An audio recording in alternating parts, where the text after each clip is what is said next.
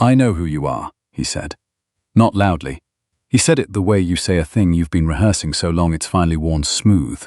"I've known for 3 weeks. I just needed to find a way to say it that you couldn't walk away from." Arden Selwyn did not move. She stood in the doorway of the penthouse suite, with the evening turn-down schedule still on her clipboard, and the city of Toronto, burning amber and violet beyond the floor-to-ceiling glass at his back, and for one full second the whole room, the low hum of the heating, the half-collected room service tray. The man in the armchair who had requested her by name went strangely far away. What she would not understand until much later was that the request itself had been the mechanism. A courtesy check at 10 o'clock, the quietest hour of a Thursday in March. Come to the penthouse, ask if there's anything else needed, stand in a doorway for exactly long enough to hear the thing that had been waiting. Rewind 5 months. It was a Wednesday in early November, and the city had already made up its mind about winter. The kind of cold that doesn't negotiate, coming off the lake in long flat gusts that made the financial district feel like an argument nobody was winning. Arden had worked a double at the Carlo and was heading home at 8:30, collar up, thinking about nothing more complicated than whether she had the energy to cook or whether cereal would do. She nearly walked past him. He was down on the pavement in the narrow gap between a news kiosk and a concrete pillar on Bay Street, and the evening crowd simply parted around him and kept moving, making the instinctive, uncomfortable calculation that urban pedestrians make when they see a person on the ground and decide, in the space of half a second, that someone else will handle it.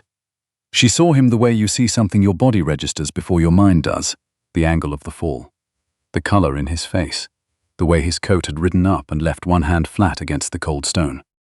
She was on her knees before she'd finished deciding. She'd been trained for this once, in a different life. The hands remembered even when she'd told herself she was done with all of it.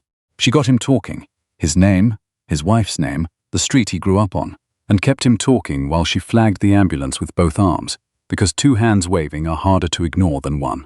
She gave the paramedics what they needed, approximate time down, the change in color she'd noted, the quality of his pulse when she'd checked it. Clean and fast, the way you hand over a file you've been keeping carefully. When they lifted him onto the stretcher and one of the paramedics turned to ask her name, the crowd pressed in on the narrow sidewalk, and she stepped back without answering, and the doors closed. She walked the rest of the way home and ate cereal and did not sleep particularly well, for reasons she told herself had nothing to do with the man on Bay Street. The Carlo Hotel sat on the corner of King and York like it had grown there. 11 stories of limestone and brass fittings that predated the glass towers on all sides and refused to be embarrassed about it. Arden had worked the front desk for 2 years. She was good at it in the specific way that surprised people who underestimated her, which was most people, because she was 32 and composed and had a face that read as younger than it was, and a scar on the inside of her right hand that she didn't explain. Mr. Vickers had hired her on the strength of a single interview in which she'd handled a fabricated crisis he'd built into the conversation so seamlessly that she hadn't realized it was a test until it was over. He was the kind of general manager who wore his authority without drawing attention to it. A small, deliberate man with a grey cardigan and 19 years at the Carlo, who had seen enough of the world through its lobby doors to trust his instincts about people. "The penthouse is checking in Monday," he told her one morning in late February, materializing at her elbow, with his particular brand of appearing from nowhere, east-facing suite. "I'd like you to handle his account personally." Arden looked up. "His account specifically?" "Specifically," Mr. Vickers smoothed his lapel. "He's quiet, no demands. Tips in a way that suggests he actually thought about it. Whatever he needs, you handle it." She said all right, because it was a reasonable request, and Mr. Vickers had never given her an unreasonable one. Trish, beside her, waited until Mr. Vickers was gone, and then leaned across the desk with the expression of someone who had spent 15 years in hospitality accumulating intelligence. "Lennox," she said, as in Lennox Development. As in that man is so established he probably uses the family crest as a password hint. She lifted both shoulders. "And Vickers wants you on it personally. Interesting." "It's not interesting," Arden said. "It's a room assignment." Trish looked at her with practiced patience and went back to her keyboard. Cade Lennox checked in on a Monday afternoon and was precisely what Mr. Vickers had described. Quiet, no demands. A considered tip left in an envelope with her name on it at the end of the first week, which nobody did anymore. He was 37, broad through the shoulders, and had the particular stillness of a man who'd learned at some point that he didn't need to fill a room to occupy it. Dark hair, a small scar through one eyebrow, and the kind of tiredness that wasn't about sleep. In 10 days, he never once treated her as background. She noticed because most guests did. On the 11th day, he asked for the bill. Mr. Vickers found her at the housekeeping station at 10 in the evening. Penthouse would like the account settled. He hasn't ordered anything. He paused. Bring it up anyway. A bill for nothing. For nothing. His eyes held hers a moment, and Arden, whatever he says up there, just listen. She thought about asking what he meant. She thought about it for approximately 3 seconds, then tucked a blank receipt into an empty folder and took the elevator up. The suite was dim when she knocked. He was in the armchair by the window, jacket on, no tie, a glass of water on the side table he hadn't touched. He looked like a man who had been waiting so long that the waiting had become a second occupation. She stepped into the doorway and said the practical thing. I know who you are, he said. I've known for 3 weeks. I just needed to find a way to say it that you couldn't walk away from. She stayed in the doorway. Her hand tightened once on the clipboard, then let go. That's a strange thing to say to someone bringing you a bill. It is. He leaned forward, elbows on his knees, hands loosely folded. Sit down, please. 10 minutes. If at the end of them you want to walk out and never see me again, I'll pay whatever you put on that paper and you won't. She looked at him. She'd learned to read rooms a long time ago. It was part of what had made her good at the other job, the one she didn't talk about. This man was not performing. This man was frightened. She sat on the edge of the chair, clipboard in her lap like a small fortification. All right, she said. 10 minutes. And you start with my name because I don't wear a badge. Something shifted in his face. Not relief, exactly. The loosening of a breath that had been held long enough to forget it was held. My father's name is Raymond Lennox, he said. He's 74 and too proud to keep his phone charged, and he walks home alone from his club because he thinks drivers are a fuss. In November the 5th, he went down on Bay Street. His heart. 40 people walked around him. He paused. One person didn't. The clipboard was cool under her fingers. The paramedics' report said a woman stopped. She knew what she was looking at. She kept him talking, flagged them down, gave them a clinical summary of his condition. One verb stood out, used to do this. Past tense. She had a scar on her right hand. His grey eyes moved to her hand on the clipboard. I had the report and 11 seconds of street camera footage and nothing that could find a person. Then I came here for a development meeting, and Mr.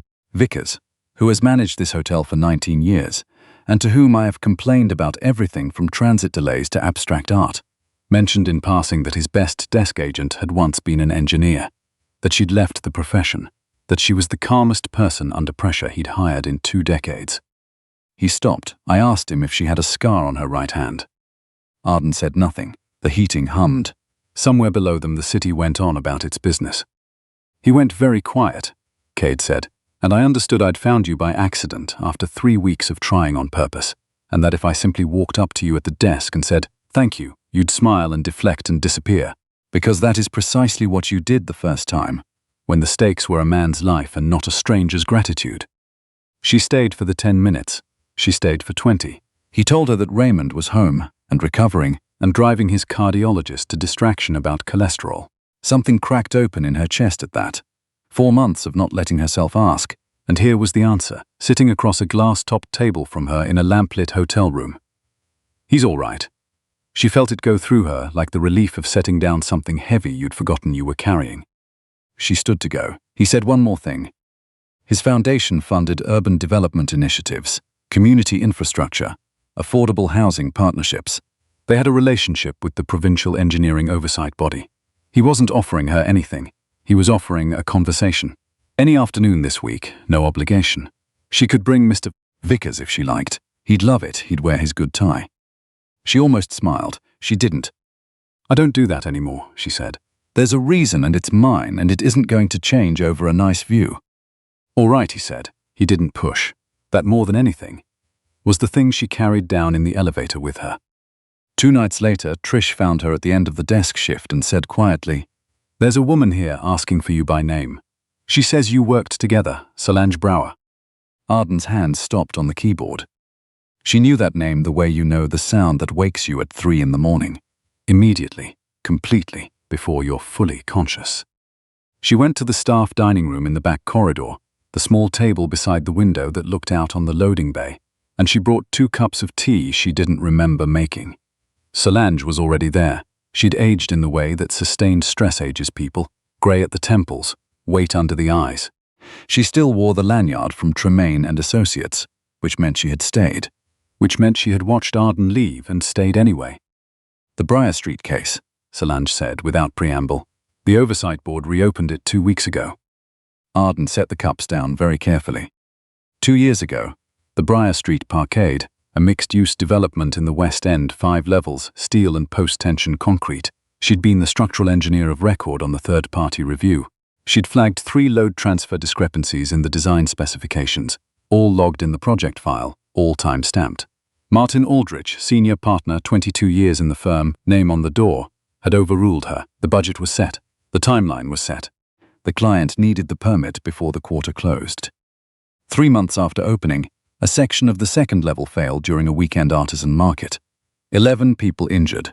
A woman named Mireille Paquet broke her hip and her left wrist and spent 4 months in rehabilitation and 2 more years with a cane she should not still need.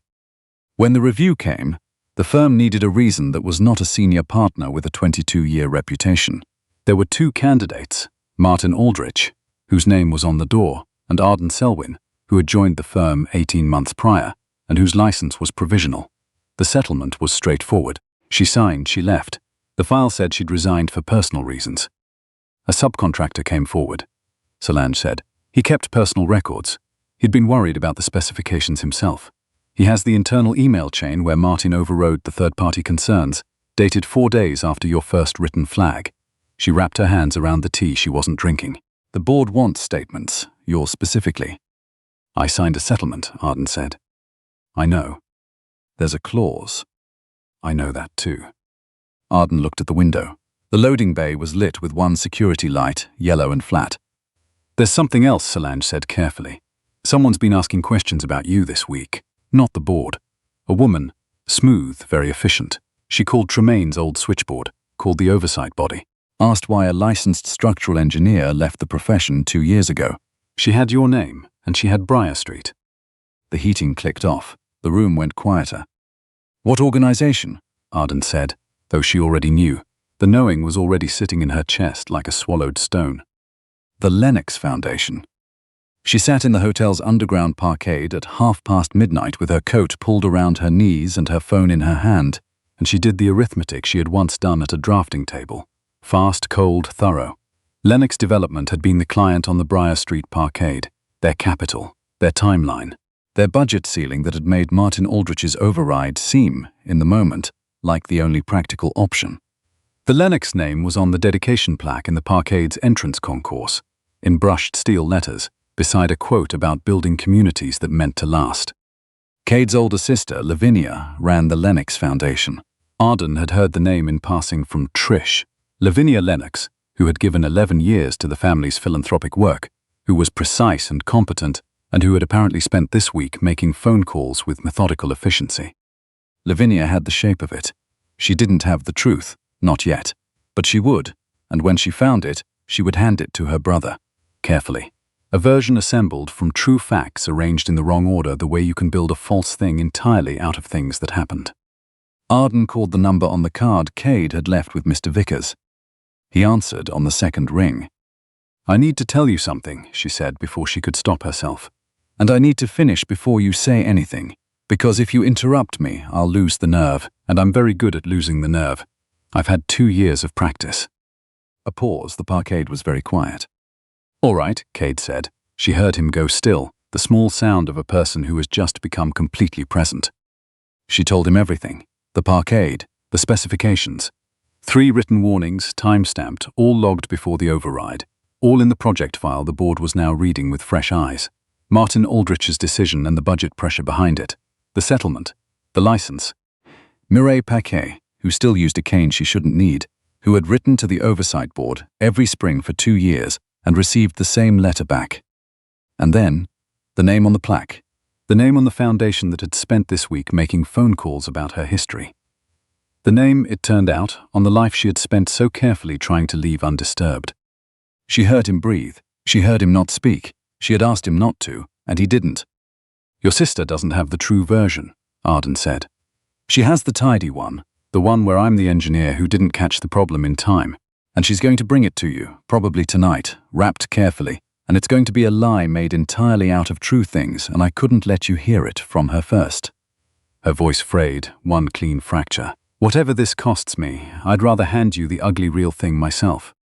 Silence. The lake wind made no sound this far underground. Where are you? Cade said. His voice had changed, banked and careful. The voice of a man holding something fragile with both hands so it wouldn't spill. Right now. Your Parkade. I didn't plan this. Stay there, 4 minutes. Don't disappear on me. She almost told him she was very good at disappearing. She said nothing, she stayed. He came through the stairwell door, not the elevator, faster. In the same jacket from the past 3 evenings, his hair not entirely in order. He stopped 10 feet from her in the flat fluorescent light of an underground level that smelled of exhaust and cold concrete and looked at her for a moment. I heard every word, he said. I didn't interrupt, you asked me not to. I know. I believe you. He said it straight, without hedging. Not the tidy version.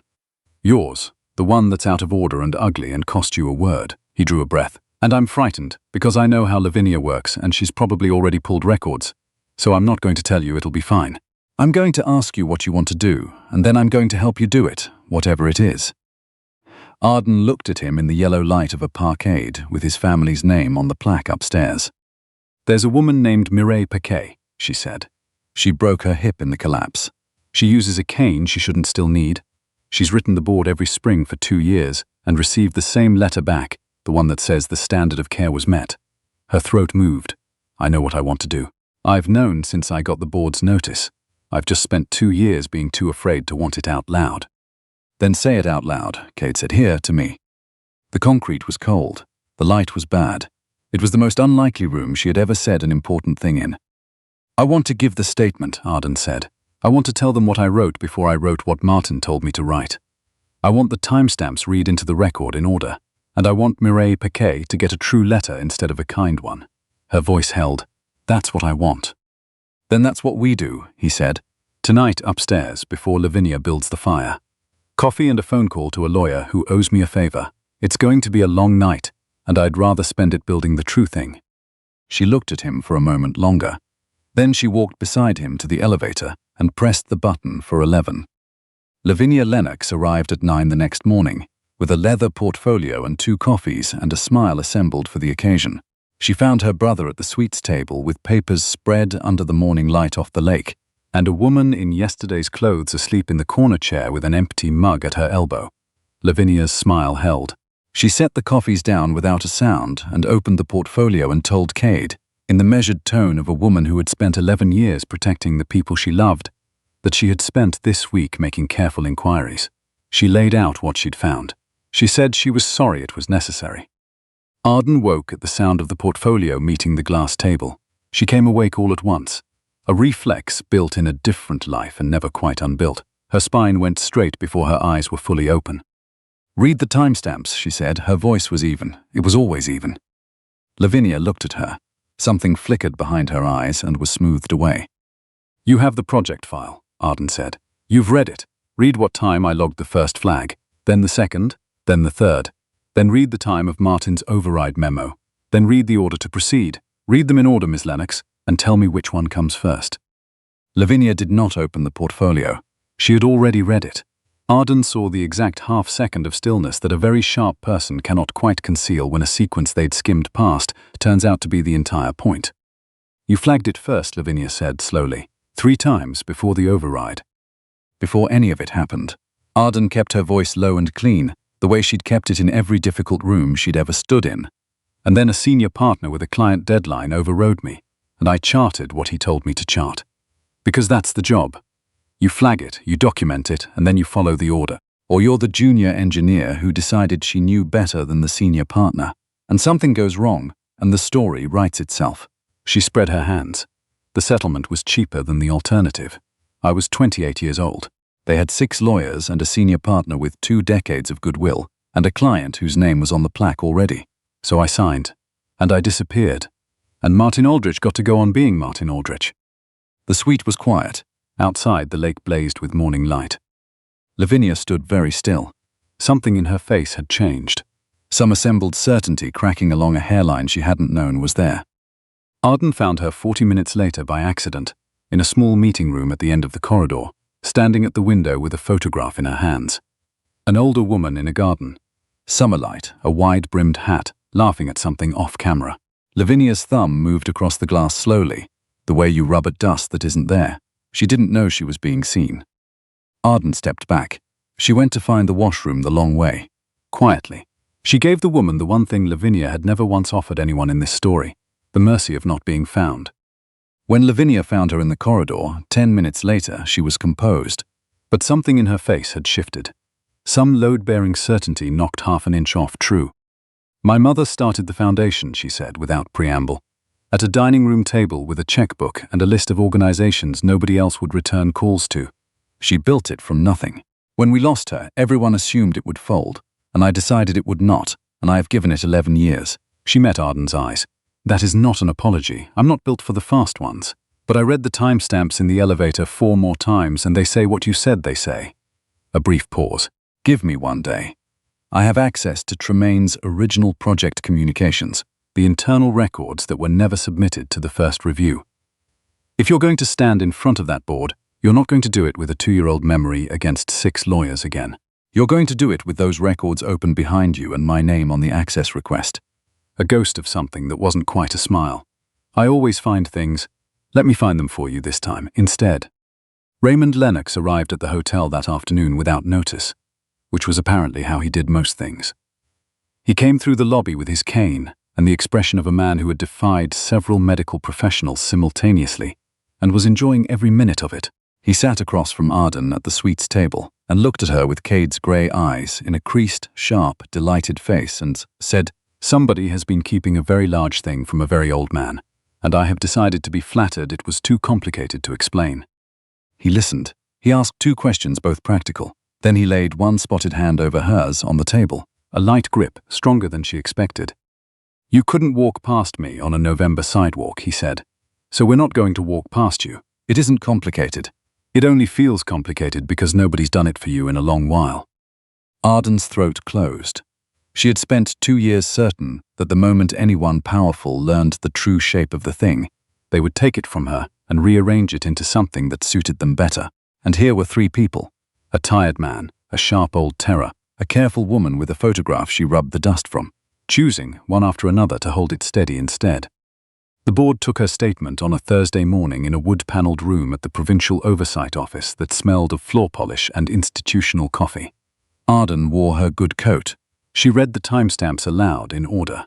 The 3 flags, the override memo, the proceed order, the date the second level failed. She read them the way she'd been trained to present structural data, without drama, in sequence, with precision.